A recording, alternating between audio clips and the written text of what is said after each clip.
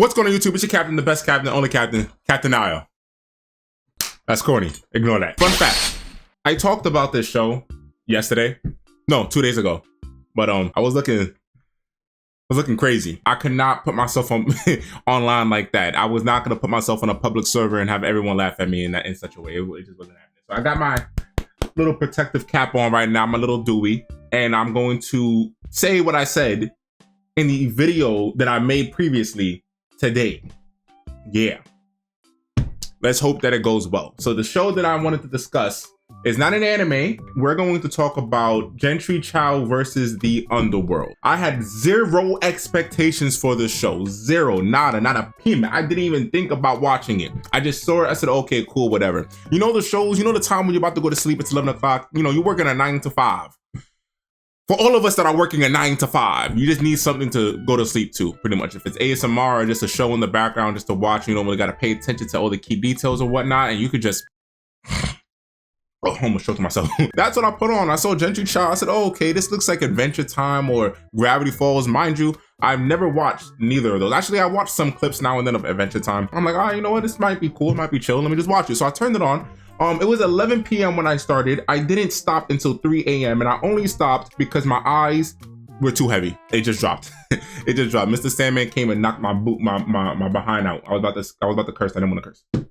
I'm trying my best. So yeah, Mr. Sandman came and knocked my booty out, and wow, surprised me. I want you guys to watch it. I want everyone to watch it. I think it's a great show. It has horror elements and it has it is a bit of comedy. Just again, think about Gravity Falls and Adventure Time mixed together and with a splash of fantastic animation and art style, and boom, you got yourself a great 5-star rated show right there. Probably 4.5. I don't like to give everything 5 because it's not a 5. It's like a 4.5.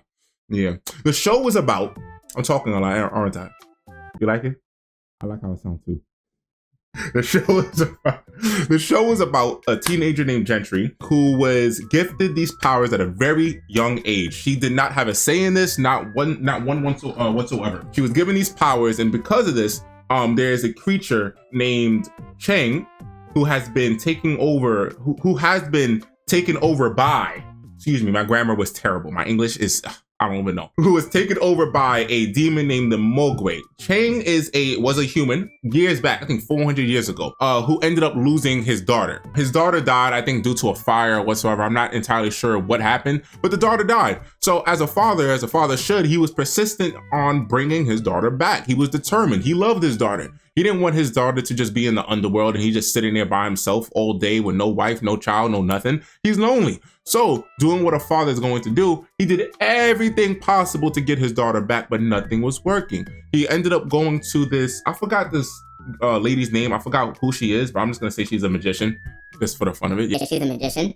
He went to this magician saying, yo, I've done everything you told me to do and it's not working. What are you not telling me? She violent because Jane came up to her. Jane grabbed her and started like pushing her. She looked at him like, yo, get off of me. It was like, yo, I told you everything you needed to hear already. I've done everything you asked. I gave you all of the resources in the freaking world. It's not my problem that you can't bring your daughter back, all right? And even if you could bring your daughter back, mind you, your daughter is not going to be the same girl, or there might be some issues. You know, Full Metal Alchemist Brotherhood? If you want something, you gotta give something in return of equal value, okay? She was like, you know what? I do have one more thing, but it's dangerous. It's dangerous. I don't think you're hearing me. It's dangerous. Go outside at night at this time, or probably sunset. I think it was like sunset, into the woods. It's gonna be a little lake area. It's a nice little grassy area. And you're gonna hear something call your name. You're gonna listen. And as you're listening, you're gonna turn and put this mask on. And you're just gonna let it consume you. You know what consumed him?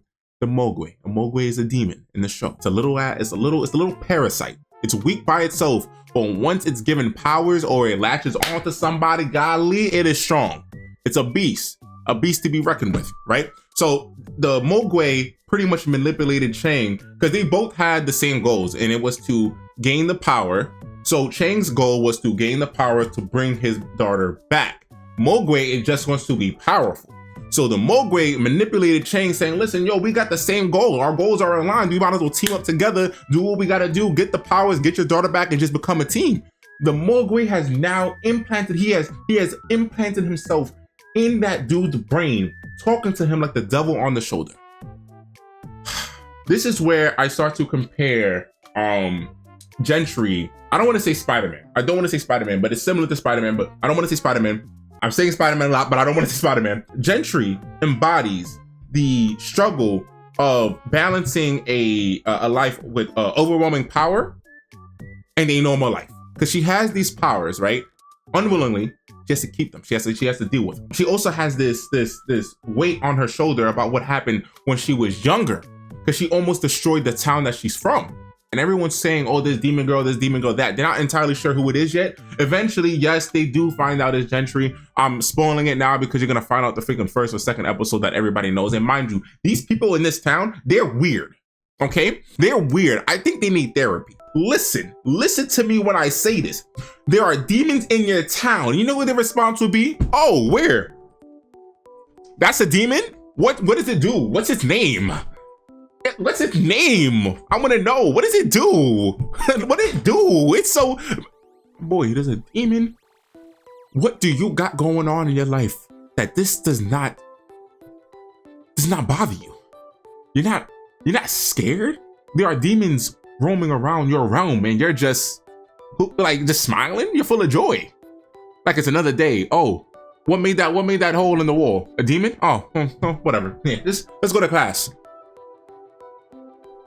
What world are we living in? But that's what we're dealing with. She has this weight on her at all times, and she has to deal with the responsibilities of wielding said powers, also understanding her capabilities. You know, even when you're trying to learn a new power, like let's say we all got powers, right? Let's say you got a power.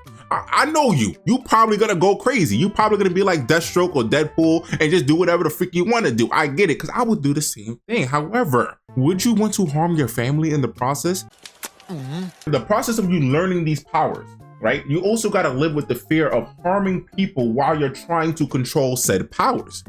Jentry didn't want to hurt her family. She didn't want to, it was frustrating to watch her deal with this, because at times I'm like, yo, bro, just learn the freaking power. But like, yo, would you really want to learn something that almost killed everybody, that almost killed your family, that's causing so much harm and mischief? And like, bro, you really dealing with so much internally, because you can't even have a normal life. You can't. And when you choose to have a normal life, which she did, and you know how she did it, she got rid of her powers. I don't want to say that she sealed it, but she kind of did seal it. She just took her powers, she figured out a way, took her powers and put it in a bowl, closed the bowl, put a lid on it, twisted it, put it away, powers are gone. You don't have the powers no more. So now she's able to live a normal life, but at the same time, you got to deal with all of the consequences because of you giving away your powers. You can't save people no more. You know what I'm saying? You can't really escape the responsibilities of you having the powers before. You can't escape it. Jentry's tired of it. Jentry is tired of it. She is frustrated. She is annoyed. She's tired of the manipulation between her grandma, who is a Taoist priestess. I believe, yes, she's a Taoist priestess. Her family has been fighting demons for years and years and years. Her grandma, and you guys, again, can watch the show to understand what I mean by the grandma manipulating her, and even the Mogwai manipulating her. Because Jentry didn't really know her parents. Why? Because her parents were taken away by the Mogwai. Were they killed? I don't know. I'm not going to say nothing, but they were taken away. So Jentry lost a lot of things due to this power, due to having these powers, due to the Mogwai, due to the grandma. Woo! She was hurting. I was feeling some type. This times I was sitting there like damn near almost about to bust a tear out. Real spill. A tear. I felt for her. I felt for sis. And the reason why I felt for her even more is because she liked a Nigerian brother like myself. First episode, she wanted some black PG-13. She's living a normal life. She thinks everything's fine and dandy until we see the principal. The principal, you're not gonna like him. I don't like him. He likes to talk. The reason why he don't like the demon girl is much different than the other people who don't like the demon girl, who is Jentry. I don't like him, all right? I don't like him. From the jump, I didn't like him. He continues to apply pressure on Jentry, saying, yo, Jentry, demon girl, what's up, baby? Violating her every chance he gets. A little girl. Do you have no shame, buddy? No? Zero? Cool, got you. I see where your mama, that didn't make any sense. I see how your mama raised you. And it all led up to the moment where they were on the football field and she was actually able to become a cheerleader at this point. And the principal decided to put on the screen Jentry and all of her antics while she had her powers, showing all of the destruction that she caused, people that she hurts, and everything about it. You would think, right? He thought, and everyone thought like, oh, she's gonna burst out in flames and destroy everything, because he's like, oh, here it comes, here it comes, ooh, here it comes. And all you hear is tears. She starts crying, breaking down on the field. Everyone's looking at him like, oh, you are a D-head. At the same time when that happened, Chang, right? You remember the powers? Remember when Jentry put the powers away? Yeah, it was stolen. Chang ended up getting those powers. Chang ended up getting those powers and bringing the daughter back to life. However, what did we say in the beginning? It all comes back full circle. That is not the daughter who you remember. The daughter does not want to stay there. The daughter wants to go back to the underworld. It all happened too fast for her. She wants to go back home. Somehow, some way, Chang decides to give her the power. She's now wreaking havoc around town. She's screaming, yelling, trying to get back home, opening portals to try to get back home. So the people in the underworld are now coming to the realm of the living, and yeah, running amok, doing whatever they want to do, causing mayhem, doing what they have to do, because they're from the underworld. Jentry can't do anything about this. During that moment, I think like a big old skeleton popped out of the field, and everybody started screaming, and people started looking at Jentry like, oh my goodness, save us. You just clowned me, bro. You literally sat there in my face, looked at me in my eye and clowned me. You think I'm gonna save you? You must be mad. Chang couldn't save or help. Chang was making the situation worse. He was trying to get his daughter to like relax and whatnot, but he was fighting her, not reasoning with her, fighting against her. Jentry took her time, interacted with the child, said, hey, listen, I know everyone's trying to do, everyone has your best interest at heart, but at the same time, you know, they're telling you what they want for you. What do you want? You want to go back home? Okay, cool, I'll help you, but you need to relax. Jentry reasoned with her. They connected heart to heart. And that's how she gained her trust. The daughter came down, started crying, hugged Jentry, and guess what happened? Yeah, boy. Jentry got her powers back. She got it back, whooped, mopped the floor with the Mogwai. When I tell you, she started using the powers of the Uzumaki, used her chains, came out of her. I don't even know when she learned this. I don't know how she's learning all of this. She's just doing it. She's doing it on command now, because I guess she mastered the powers. She's doing it on command. She took the chains, pierced the dude's body, wrapped it around him, started twirling him in the air, slamming him, bodying him, got on top, bink, bink, bink, bink, bink, bink, bodying him, grabbed the mouth of the Mogwai, ripped it open, grabbed Chang that's in the mouth, grabbed him, tossed my son out, looked at the Mogwai, bodied him some more, right?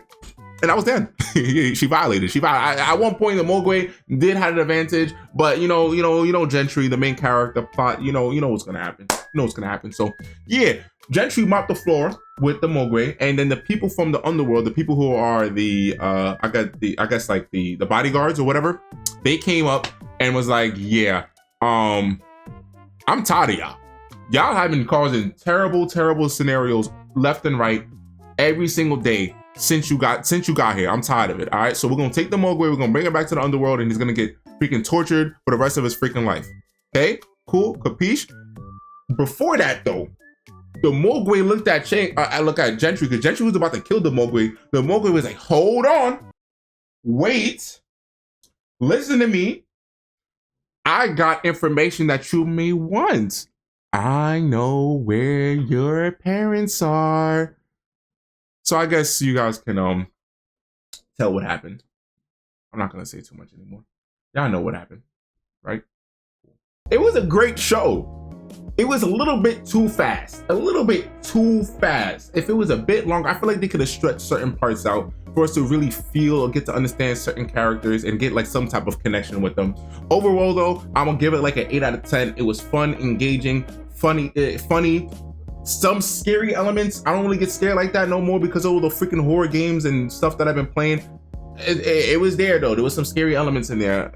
Hey man, if y'all can take it, y'all can take it. There's some blood, some crazy stuff that happens in there as well, you know? So if you enjoyed the video, like, comment, subscribe. And like always, thank you for watching. Catch you next time. Captain I out. Peace.